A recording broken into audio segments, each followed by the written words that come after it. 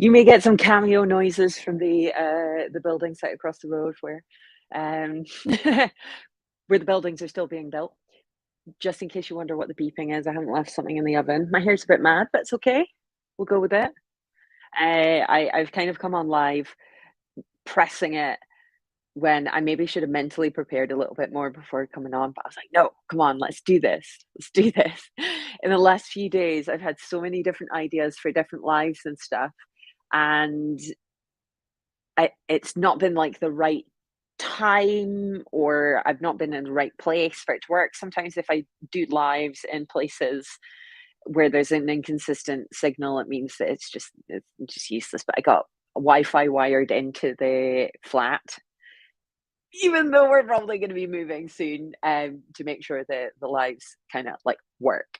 Um, but yeah, lots has been coming up recently, especially around training and nutrition from a sensory perspective. So for the last little while, I've been, kind of ruminating in different thoughts and experiences and ideas and things.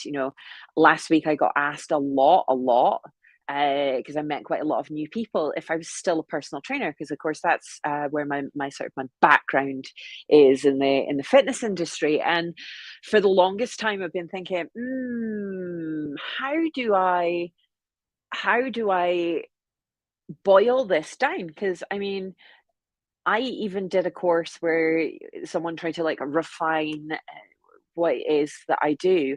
And a part of how I communicate is I like long-winded experience, like explanations and stuff.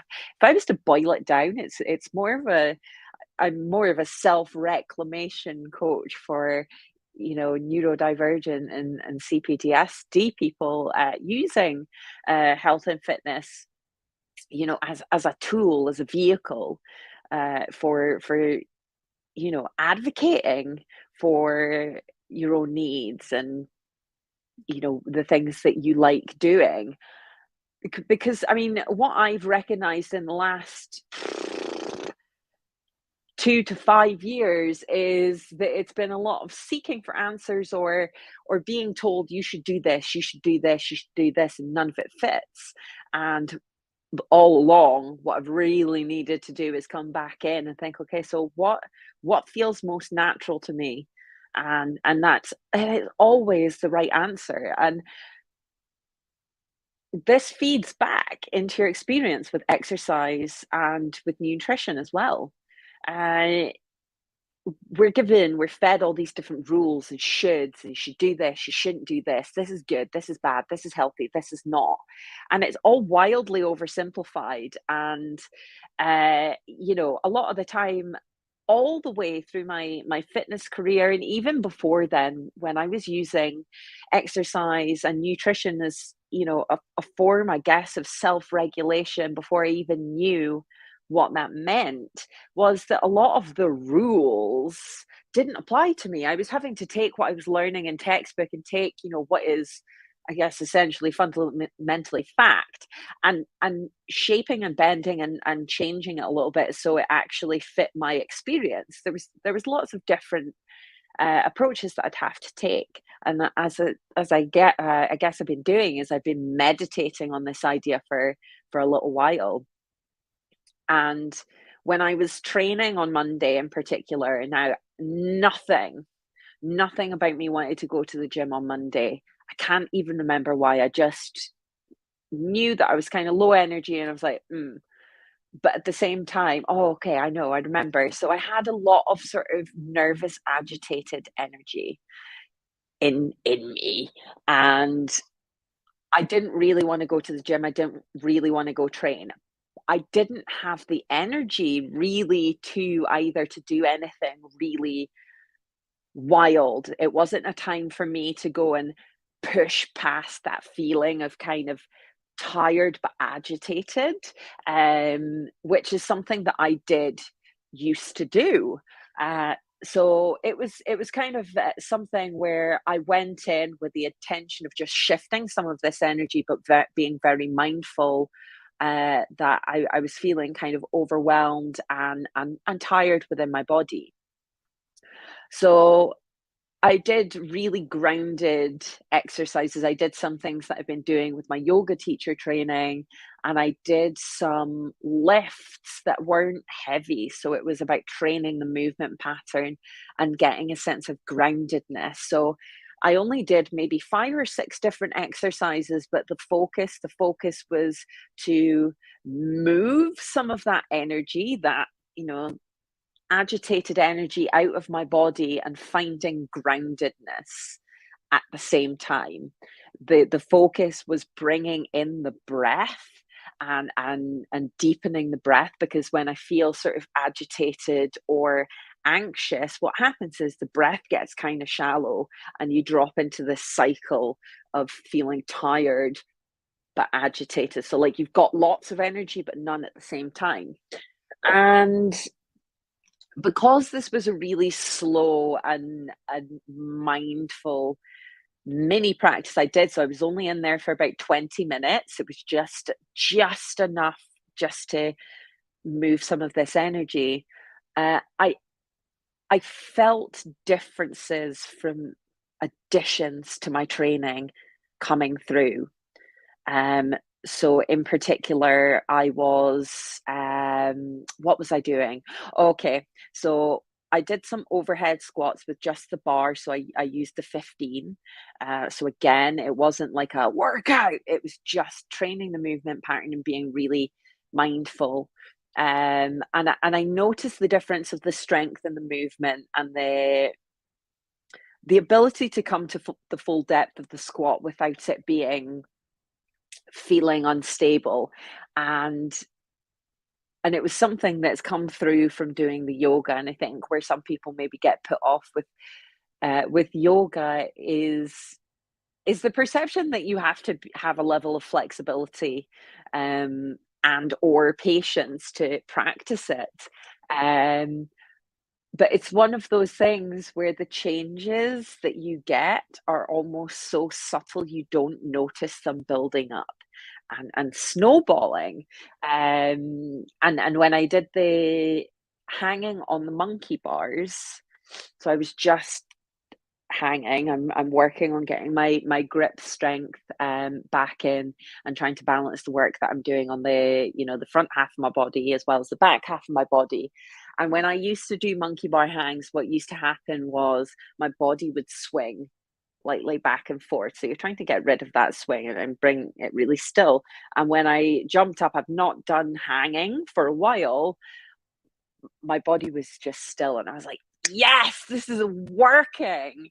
This is working. And I think, you know, what I love about the training that I'm doing for inversions at the moment. So, inversions is something that I've always wanted to be able to do. But again, that patience to stick through the kind of boring, repetitive, and quite frankly, really hard exercises that they require to um, get them in line is where was I going with that? Oh my god, I lost my trail of thought. Um, God, it's totally gone. See, this is why you should record it at the time. Don't recognize. I think yeah. So like I don't recognize sometimes when you're doing workout. Oh, okay, okay. So yeah, now I remember where my trail of thought was going. Oh my god. Yeah. So I like to do things. So, like the inversions that I'm working on at the moment are an example or a practice that I do. I find something that I am almost like a complete beginner at, or that really humbles me because I enjoy that, number one, but two, as a coach, as someone that works as someone helping them develop a interest or desire in exercise and finding peace and enjoyment out of it is because I've been doing it for such a long time. Sometimes it can be challenging for me to remember what it feels like to be to have not done it before, to not have a relationship with it already. So when I'm doing something like inversion, something that really humbles me, or like when I was taught myself to swim, starting 10 years ago, sorry, 2 years ago, it reminds me that that frustration, y- that wanting to be further ahead, it just brings me back into that feeling, that sensory experience, and reminds me to have that patience with myself and to put myself in the shoes of the people that I'm working with who are right at the beginning of their own fitness or nutrition journey and understanding. And and how that kind of comes through is through exercises that I can already do. So for example, when I was doing that squat or while I was doing the hanging on the monkey bars, these are exercises that I have done and I have employed for a very long time. And you can kind of get complacent. It's kind of like driving. You can get complacent because you've done it for such a long time, and it almost becomes an autonomic response, something that you just do. That it's easy to miss the parts where you could make the movement so much cleaner, so much smoother, so much more effective. And sometimes it's hard to also pinpoint where that's coming from. And with the likes of the inversion work and the yoga, see, these have filled those sort of gaps. And what I really love about the yoga is it's not all about the asanas, it's not all about the movement itself. It's about training that focus, the breath, and that groundedness and trust. Now, exercise for me has always been almost like a metaphor for experiences, tough experiences that I'm going through in my life, or amazing experiences. When I'm feeling terrible, I want to exercise. When I feel really good, I want to exercise. When I envision freedom, I feel and I picture myself running and just having lots of energy and moving, and it's smooth and swift and strong. And this is what it feels like. It looks like for me. I feel like I've kind of gone off on a tangent on what the original idea of this whole video was, but I still think this is really important. It's about a feeling. It's about a feeling, and I think almost more so, and it's where when you're neurodivergent, we can kind of claim that movement and the experience of food back from the fact that we are sensory beings, you know. And I don't give kitty cookie cutter advice to people, and more give people the tools and work with them to develop that self awareness and self understanding, because our experiences are so wildly different from one neurodivergent person to the next. So, and even within ourselves, like for example, I am oversensitive to environmental noise that I feel like it just shouldn't be there. Um, Mhm. Shouldn't be there. I'm oversensitive to that noise, but at the same time, when I'm seeking comfort, I can be sensory seeking for sound at the same time. So music, to the point that I have at periods of time given myself like tinnitus, from listening to music too loud. I'm soothed by sound, but I'm also overwhelmed and overloaded by sound. Um, there's certain textures in foods that I love and I seek depending on what mood or state that I'm in. But there's also textures that if I hit a texture in a food, I will probably never touch it again.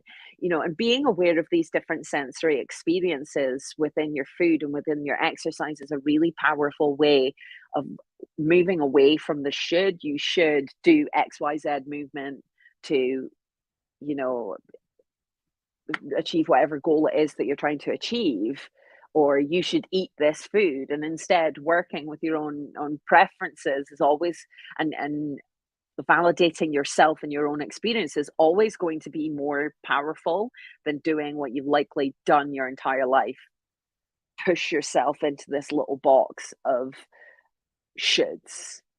And I think everybody neurodivergent and neurotypical has had experiences with food and exercise where you're told should, and living this feeling that you're wrong in some way, and it's just not true. Um, while there's going to be things that are more helpful than others, shame is never going to be the way to make changes and make choice. In fact, it's just going to stimulate the release of the hormones that makes changing your body happen. So I think it took me a long time to get this. It could be like a 2-minute video to start to a 15-minute video. Um, it's going through the experience and reclaiming it for yourself, and when you can work out the way it feels through whatever sense, in whatever way works for you, you can really bring the power back to the experience. There's no way, if something doesn't feel right to me, if I don't like it, I won't do it. For the longest time, if I've had times where I am craving only one type of food, I shamed myself for like the longest time. Now I use that to my benefit.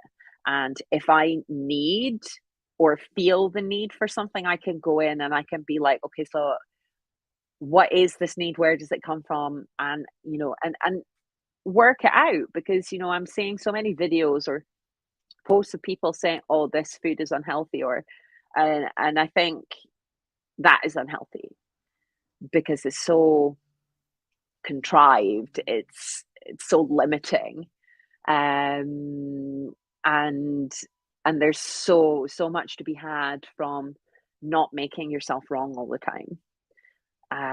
Instead of leaning into overhauls and feeling like you should change everything about yourself and everything about the way that you approach something, you can go back into that and go, okay, actually, this is what I'm doing. And is this wrong? Or or do I feel wrong?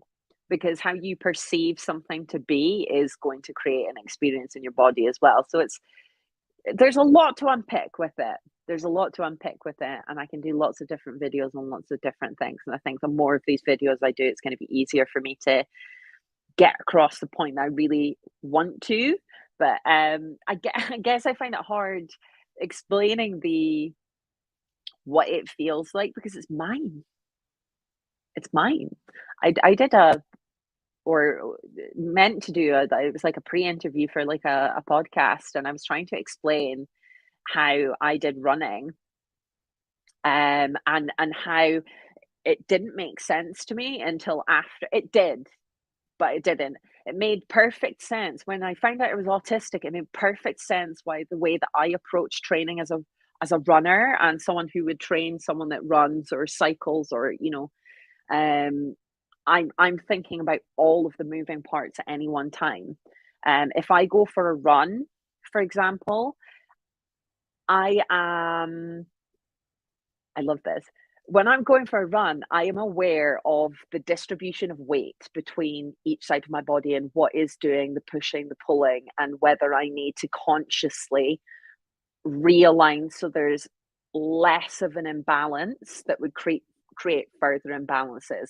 I'm aware of the impact of what kind of sleep I've had and whether I'm going to have to hydrate more or whether I should skip the run or whether I'm going to be more dehydrated as a result. Same with things like the nutrition. So it's like having that neurodivergent mind that looks for different patterns and different experiences and how they feel in the body is like an absolute superpower. It means that I can pinpoint a problem in a run or in a lift or a pain or even things like insomnia and go, no, it's not what you think it is. It's actually this thing that seems like it's completely unrelated, but it knocks back. Say like a pain in your shoulder that's come from your left shoulder that's come from your right ankle. There's I think, yeah. So it's really interesting. This is why it's taken me so long to find a way to explain what it is that I do um, because yeah, it's not just one thing. And so often there's been people, coaches, so on and so forth, that have sort of tried to say, oh, just do this one field, or you can always have lots of different businesses. And I'm like, but all interlinked. The reason why I'm as good as I am at what I do is because it's not just about the food. It's not just about the exercise. It's not just about, the the journaling, or all these different things connect together to make that experience, that ability. And what makes it so unique for myself as well is that visceral understanding that we all learn and experience and things in completely different ways. So where it may frustrate people that I come in and say, I'm not going to give you a set plan or set way to do this, or say we're going to do this proven plan, is because I love journaling. I love writing.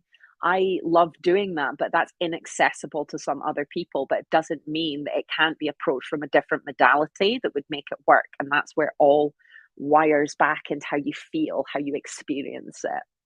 So, yeah, yeah. Lots of rabbit holes, but food and exercise, how we experience it.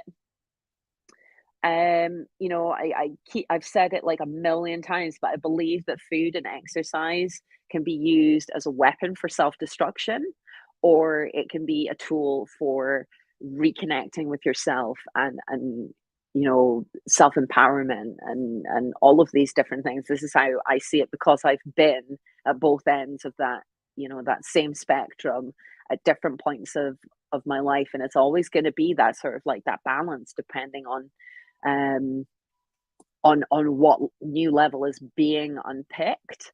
Um, but yeah, I mean, because once upon a time for me, food was, and my body, I had a really, really difficult relationship with it. So when I see people talking about unhealthy foods, or you think this is healthy but it's not, and real fear mongering based things, the girl that experienced disordered eating in me, and the person that can get OCD, compulsive with things, goes, no, don't create that fear, don't create that compulsion, because for where some people will experience that quite mildly, other people are really going to find that really triggering and upsetting. And you know sorry, somebody's drilling now. Whereas now I am in a position where I can listen to what I need and what I feel, and enjoy food in a really present way, um, that feels like such a gift after. So, and I know a lot of you know, autistic and ADHD people have experienced disordered eating or eating disorders. Um, so to be, in a position where you can go from where food creates such a stress, and there's so many shoulds, rules, obsessions around the body, to come into a place where, like, I feel safe in my body, and I can really, food is a fucking experience for me. I love it. I think that's really powerful. But yeah, I'm gonna stop on this video. I've got like another two or three to record today.